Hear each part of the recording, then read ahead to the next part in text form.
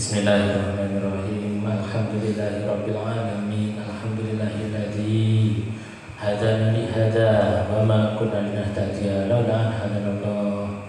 Asyhadu an la ilaha illallah wahdahu la syarika lah wa asyhadu anna sayyidana Muhammadan abduhu wa rasuluhu la nabiyya ba'dah.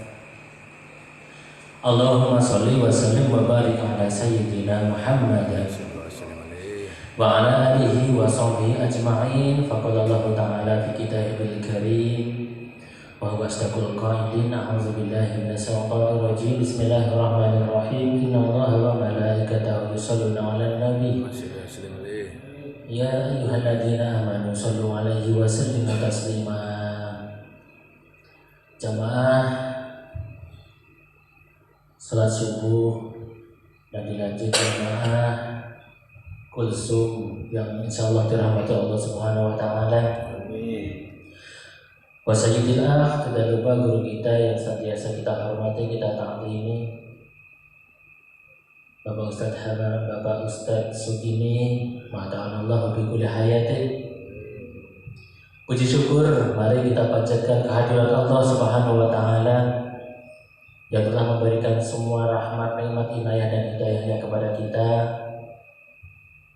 sehingga kita senantiasa masih diberikan nikmat iman, nikmat Islam, masih diberikan kesempatan, diberikan kesehatan, nikmat yang tidak semua orang mungkin menerimanya.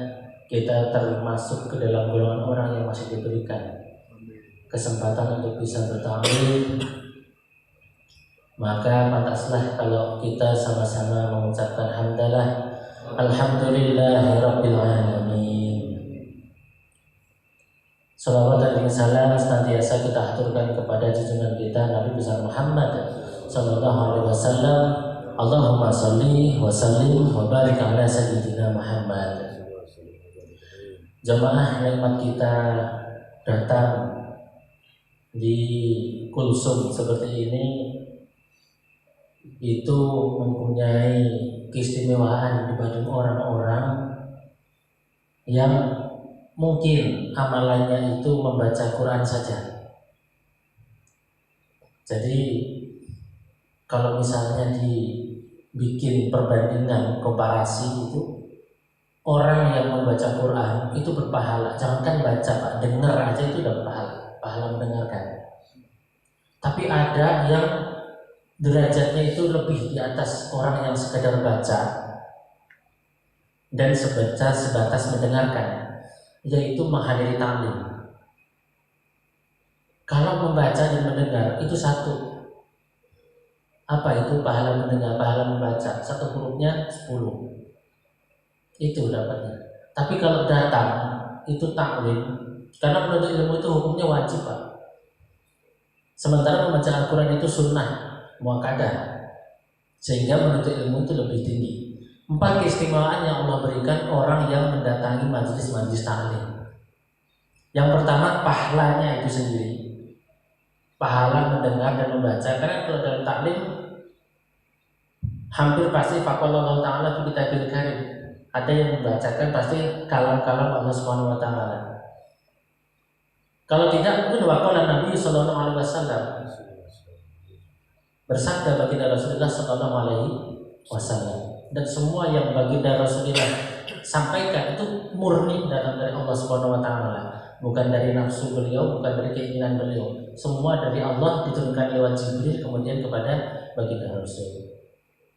Yang dua keistimewaannya itu mendapatkan ketenangan jiwa.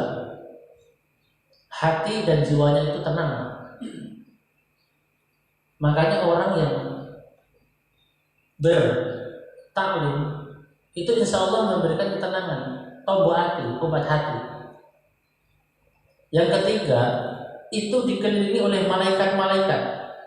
Bapak datang di taklim seperti ini tanpa sepengetahuan Bapak, dikelilingi oleh banyak malaikat. Makanya orang kalau terlihat di dalam masjid itu aman Pak. Saking amannya Bapak, saking seringnya misal, bukan Bapak lah, orang jauh di sana, mempunyai tanggungan hutang, misal Datang ke masjid lagi taklim nggak mungkin ditagih hutang. Kenapa? Kiri kanannya malaikat. Yang mau nagih dia mikir-mikir. Malaikat yang di itu Pak, yang mengawalnya di dalam masjid ini. Dan yang keempat, bapak-bapak ini dibanggakan oleh Allah Subhanahu wa taala, terus disebut oleh Allah Subhanahu wa taala selama mengikuti taklim ini. Di antara makhluk-makhluk Allah yang lain, di antara para malaikat-malaikat yang lain. Nama-nama bapak ini dibanggakan, disebut oleh Allah Subhanahu wa taala. Bapak jangankan dipanggil oleh Allah, dipanggil oleh Allah dalam bentuk nama. Dipanggil nama bapak muncul di media sosial aja, di televisi saja, itu bapak sudah sebegitu bangganya. Bayangkan kalau Allah yang memanggil bapak dibanggakan di antara seluruh makhluknya. Makanya 4. Pada kesempatan ini mau melanjutkan tema yang sudah sama-sama kita bahas di hari Sabtu yang lalu. Masih ingat Pak temanya apa Pak? Masih ingat? Syafaat, ya, syafaat. Di hari Sabtu lalu kita membahas salah satu Quran surat Al-Baqarah ayat 48. Wattaqu yawma la tajzi nafsun an nafsin shay'an wa la yuqbalu minha syafa'at wa la yu'khadhu minha 'adlun walahum yang sorot. Ini kurang lebih artinya bahwa di hari itu segala macam apapun, segala macam pembelaan, segala macam bentuk tebusan itu tidak berlaku selain dari Allah Subhanahu wa taala dan yang Allah berikan izin untuk memberikan syafaat. Ini Quran surat ini saya masih hafal artinya karena ini pernah mungkin Bapak mendengar hari berbangkit. Pernah dengar hari berbangkit? Hari berbangkit tak berguna harta dan jabatan dan tak berlaku segala macam bentuk tebusan. Pernah dengar ya? Ya, siapa yang nyanyi Pak? Saya yang nyanyi. Saya yang nyanyi. Itu di hari itu syafaat Allah hanya memberikan izin ke satu orang saat itu. Saya akan sedikit menukil dari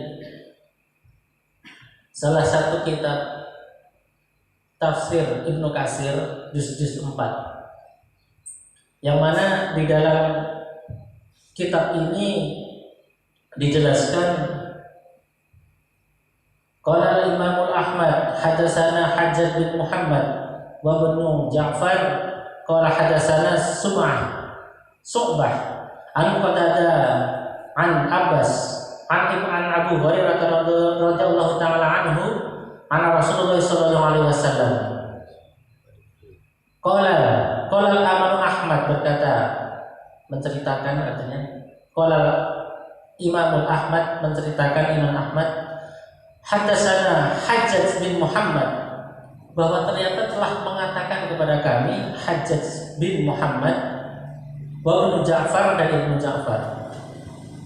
Qala hadatsana Su'bah dan menceritakan kepada kami pula dua orang tersebut, dua orang tadi dalam artian Hajjaj bin Muhammad dan Ibnu Ja'far itu menceritakan qala hadatsana Su'bah kepada Su'bah an Qatadah an Abbas dari Abbas ini an Abu Hurairah radhiyallahu taala anhu. Ini pun dari Abu Hurairah radhiyallahu taala anhu an Rasulullah sallallahu alaihi wasallam. Abu Hurairah pun dengar dari Rasulullah sallallahu alaihi wasallam. Qala berkata baginda Rasul, inna suratan fil Qur'anin salasina ayatan safa'at li sahibiha hatta ghafara lahu tabarakalladzi biyadihil mulk. Artinya kurang lebih begini. Qala berkata baginda Rasulullah sallallahu alaihi wasallam, inna suratan, bahwa di dalam sebuah surat fil Qur'anin, di dalam Al-Qur'anul Karim, Salasina yang 30, ada surat yang isinya 30 ayat. Salasina apa ayat dan ayat? Artinya ada 30 ayat.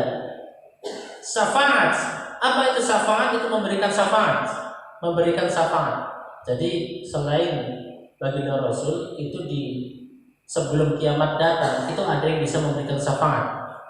Lisahibiha, bahwa ada orang yang menghafal di dalam Al-Quran tadi, orang yang ada di dalamnya tadi, yang ayatan tadi, yang 30 ayat tadi, lisahibiha hatta ghafara, sampai memberikan ampunan, ghafara, ampunan, maghfirah. Lahu, di dalam orang yang hafal lisahibiha, orang yang hafal di dalam surat yang 30 tadi. Lahu artinya itu mengacu kepada lisahibiha. Tabarakalladzi biyadihil mulk, yaitu orang yang hafal tabarakalladzi biyadihil mulku wa huwa ala kulli syai'in qadir. Jadi Al-Qur'anul Karim ini adalah kalam Allah yang bisa memberikan syafaat kita di alam kubur. Apa bedanya syafaat dari Nabi Muhammad dan syafaat dari Al-Quran ini? Kalau syafaat dari baginda Rasul, itu seseorang sudah merasakan dulu apa yang dijatuhkan Allah kepada si orang tadi, baru di syafaati. Orang sudah yaumul mahsyar dulu, sudah panas-panasan dulu, baru dapat syafaat. Orang sudah masuk neraka dulu, sudah kosong dulu, baru diangkat dari neraka, dapat syafaat. Tapi kalau Quran ini syafaatnya itu mencegah sifatnya. Orang itu belum sempat mendapatkan siksa, belum sempat mendapatkan amarah dari Allah Subhanahu wa taala, itu sudah diberikan ampunan terlebih dahulu, sudah dimaafkan lebih dahulu, disyafaati. Sebagai contohnya, kalau yang lalu itu yang yaumul mahsyar. Nah, kalau yang di Quran surat ini itu masih di alam kubur. Sebagai contoh ya Pak, ada seseorang fasik misalnya, ahli berbuat maksiat, orang fasik. Dia masuk ke alam kubur, tapi dia itu hafal surat Al-Mulk, Tabarok 30 ayat. Itu waktu bertemu dengan malaikat Munkar dan Nakir, itu bisa meredam amarah dari malaikat Munkar dan Nakir. Karena malaikat ini termasuk makhluk mukallaf. Apa itu makhluk mukallaf? Yang mana makhluk yang kena hukum fikih, yaitu makhluk yang juga mengikuti aturan dari Allah Subhanahu wa taala, kena hukum fikih. Salah satu hukum fikihnya apa? Orang yang hafal Al-Quran itu haram hukumnya kita aniaya. Bapak selama dia dunia ini, kalau ada hafiz atau hafizah hafal Quran, Bapak nggak boleh mentung dia, Bapak nggak boleh mukul dia, Bapak nggak boleh menghinakan dia, Bapak nggak boleh mengludahi dia. Orang yang hafiz Quran, malaikat pun sama. Malaikat pun nggak boleh memukul orang yang mana ada orang yang hafiz Al-Quran. Hafal ini kalau dulu guru saya mengajarin kalau bisa ada beberapa surat dalam Al-Quran itu yang mungkin untuk dihafal, hafal. Yasin, Tabarok, ya An-Naba, hafalin. Kalaupun itu memang belum bisa, susah, Kulhu lah, Kulha juga satu surat itu. Tapi kalau bisa jangan Kulhu, itu terlalu standar. Kalau bisa yang lebih tinggi lagi. Itu lebih baik. Syukur-syukur 114 surah. Ya. Itu malaikat datang waktu mau menyiksa. Surat Tabarok ini datang, Pak. Sampai tidak boleh menyiksa orang ini. Bagaimana bisa? Orang ini fasik. Munkar Nakir ini kalau awal datang itu nggak senyum, Pak. Karena orang yang ada di depan yang mau ditemui ini dianggapnya netral. Orang ini jangan disiksa. Oh, tapi ini fasik. Ya, tapi kalau sampai memukul dia, kena saya. Saya ini ada di hatinya orang ini. Makanya malaikat juga mengatakan dalam kitab itu, anti min kalamullah wa ana akrahu Musa attaqi. Sampean ini kan kalamullah. Ini nyebutnya pakai kata anti, Pak ya, anti. Karena surah ini muannasnya itu perempuan, karena surah itu kan ada taknya di belakang. Muannasnya itu perempuan, makanya malaikat nyebut al-mulk ini anti. Anti min kalamullah wa ana akrahu Musa attaqi. Karena sampai itu kalamullah, saya tidak bisa menyiksa sampean. Ya makanya jangan disiksa dia dong. Wah, nggak bisa. Akhirnya timbul perdebatan. Karena timbul perdebatan inilah dalam kubur sudah tidak ada mahkamah konstitusi, Pak. Bagaimana menyelesaikan perdebatan perselisihan ini? Satu-satunya zat yang maha adil tinggal Allah Subhanahu wa taala, menghadap kepada Allah. Setelah menghadap, kenapa ini permasalahannya di mana? Biar clear, biar cepat selesai. Quran Tabarok ini mengatakan, inna fulanan amida ilayya min baini kitabika fata'alamani wa ta'alani. Orang ini setiap kali membaca Al-Quran tidak lupa selalu membaca saya. Saking seringnya baca saya, hafal orang ini. Makanya karena saya sebagai kalamullah, sebagai makhluk yang pernah terucap Allah dan menjadi kitab Al-Quran, kalau orang ini disiksa dan saya nggak ngapa-ngapain, nggak bisa memberikan pembelaan, saya merasa nggak fair. Saya harus belain dia. Dia selalu baca saya sampai hafal, ya itu timbal balik dari saya. Oh gitu. Ya udah jangan disiksa, jangan saya. Mungkin jangan disiksa ya, jangan disiksa. Udah biarin lewat aja lewat. Dan semoga ini yang dicontohkan ini termasuk kita salah satu golongan di dalamnya. Hafalin, Pak. Tabarok 30 ayat. Kalau itu hafal, lanjut ke surat yang lain. Karena hafal bukan dalam arti diharuskan 114 surahnya hafal semua, enggak. Kalaupun hafal beberapa surat pun karena kemampuan manusia tidak sama, yang penting ada niat untuk menghafal, silakan. Boleh. Masing-masing surat itu bisa mempunyai syafaat kepada orang yang menghafalnya. Bahkan nih, Pak, orang yang diberikan keistimewaan ini cerita di contohnya. Dulu masih zaman kekhalifahan, itu waktu sahabat Umar masih hidup, itu otomatis Sayyidina Ali karramallahu wajhah itu masih hidup. Sayyidina Ali ini di satu waktu suka memperhatikan Sayyidina Umar, karena Sayyidina Umar ini termasuk golongan yang gampang marah, Pak. Sayyidina Umar ini dalam hati Sayyidina Ali, ini orang kok sering ngomelin orang, marahin orang. Saya pengen sekali aja ngelihat Umar ini dimarahin orang. Gimana sih rasanya dia itu dimarahin orang, pengen lihat mukanya aja gitu. Tapi sampai menjelang akhir hayatnya ternyata belum pernah lihat Sayyidina Ali. Nah, Sayyidina Ali ingat, orang kalau sudah wafat itu kan masih ketemu makhluk Allah yang namanya Munkar dan Nakir.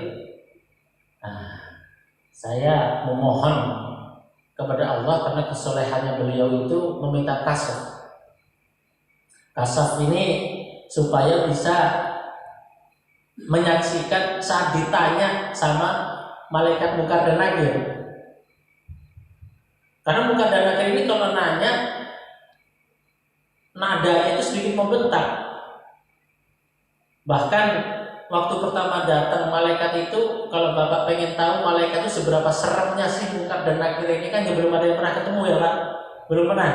Tapi perbandingannya, kalau Qadri Ghali, matanya itu kayak kuali panci atau panci. Kalau Qadri Ghali, panci kan bulat tuh. Itu segede itu matanya, warnanya pun merah. Matanya itu baru matanya itu. Dan ngeliatin Bapak, mereka berdua Munkar Nakir, Bapak sendirian itu, siapa yang ngeper. Estimasinya kurang lebih seperti itu. Didatangi itu Sayyidina Umar.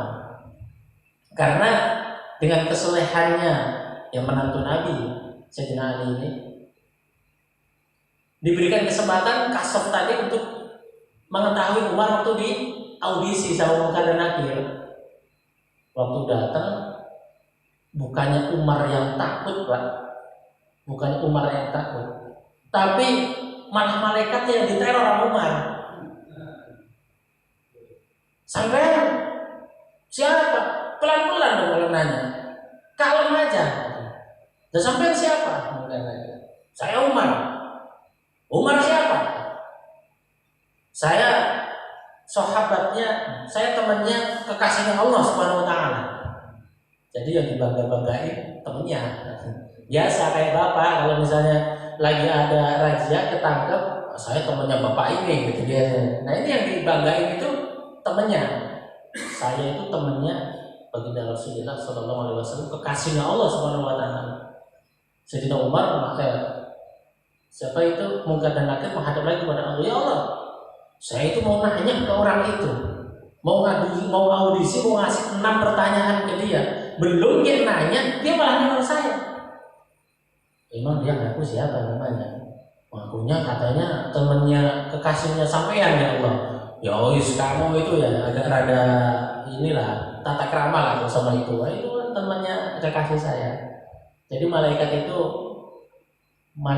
itu tadi makhluk mukallaf Pak, sama orang yang hafal Al-Quran, yang begitu cintanya kepada Nabi Muhammad SAW, itu pun kena hukum ini. Ya itu makanya kalau Bapak hafal Al-Quran, cinta kepada baginda Rasul, sholawat, insya Allah malaikatnya itu rada pelan nanyanya. Syukur-syukur nggak ditanya. Karena pernah ada riwayat begini Pak. Nah ada riwayat begini, ada seorang guru, ustadz lah. Beliau ini ngajar tauhid, ngajar fikih. Nah, waktu mau ditanya itu nama pertanyaan kubur, Munkar dan Nakir nggak jadi nanya namanya. Kenapa? Sampai mau nanya dia, iya, mau nanya tentang nama pertanyaan kubur, iya, dia di dunia aja ngajarin itu. Orang-orang murid-muridnya itu semua diajarin nama pertanyaan kubur. Jadi pertanyaan kubur itu bocor gara-gara Bapak itu. Dia udah hafal betul, gak usah ditanya, udah jangan lulus.